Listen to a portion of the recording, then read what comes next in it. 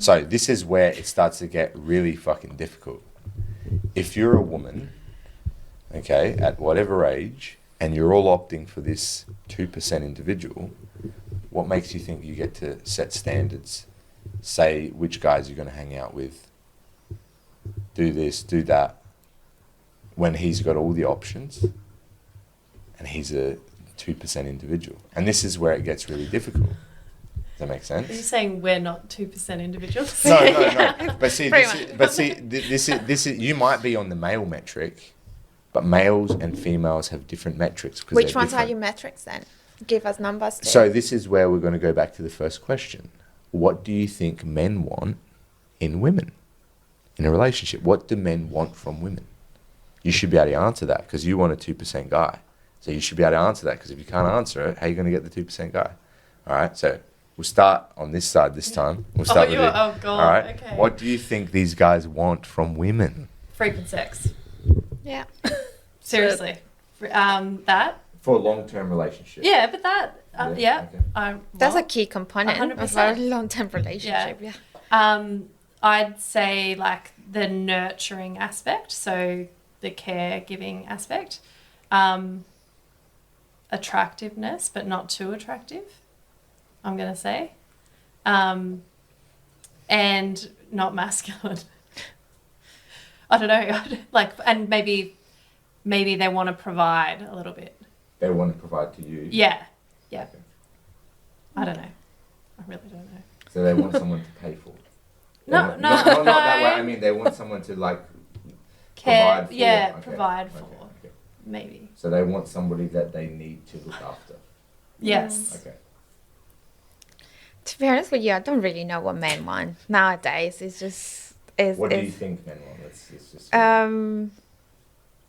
What they want? Sex all the time. That's pretty much... they'll be happy with that. But I reckon like someone driven too. Like if they're career driven, they want someone who's driven and not too clingy. Someone who just doesn't require a lot of time, which is fair enough. Like someone that's not, wanting to spend all the time with them. And I feel like men, when they feel they kind of like cutting their time with friends or their usual activities or whatever, that's when they start freaking out about relationship or a girl, because they're spending too much time with her. And they're like, that's when they freak out. I thought of another one. They don't want her to go out a lot, like not partying. Yeah, they don't want someone that goes out a lot. But That's it. someone, and I think the nurture, like every guy wants someone who's just quite nurturer, like someone who's just like happy to, Give them babies. give them babies. I was actually reading a study that men I feel attractive to women who have like wider hips, because in their mind that's like more fertile. Evolution. I think men want to feel secure and needed by their woman. Yeah. So that may come in the way of them not going out or advertising or those things. Nurtured, for sure. Sex, yes. And I think driven and independent, but to a point. Not too far. You want to say anything? Yeah, my point of view is, of course, the girl needs to be attractive, but I think the point for me is be someone that's emotionally stable. That's very important for me, and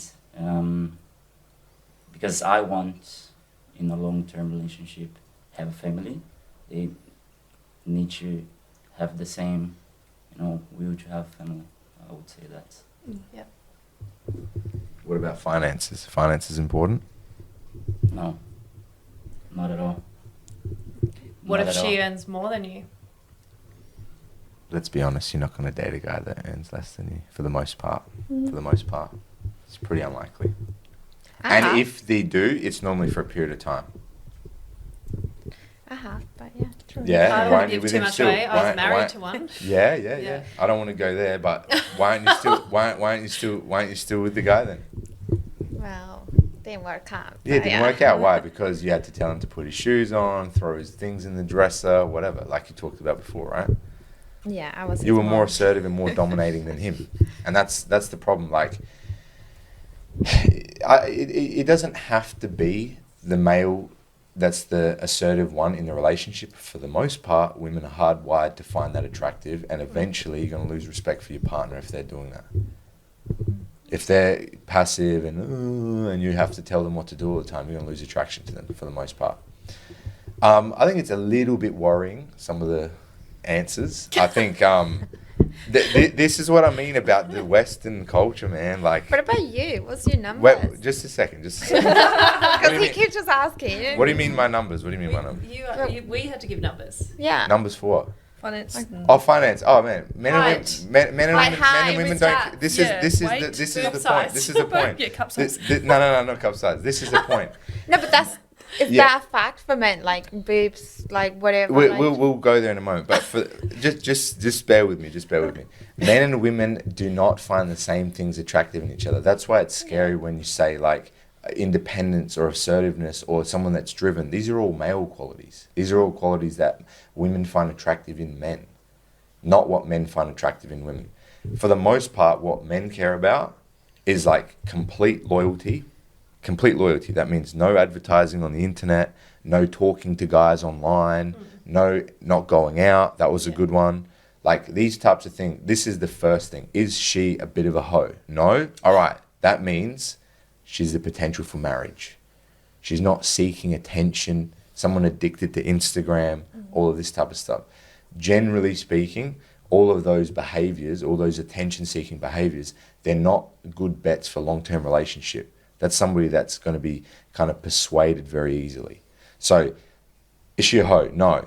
Regular sex? Absolutely. Women, but that's already from the beginning. I You know what I'm know. saying? If I you're know. not giving them regular sex, they probably might not have gone there to begin with. So that's a very hard thing to deal with as a woman, because you have to only give the sex to the guy that's worthy of having sex with, right? And that's a hard differentiation to make while you're dating, all right?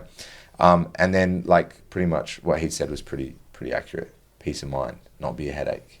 Someone that is an asset to your life, not a liability. Somebody that you're not arguing with when you go home. Somebody that da-da-da-da.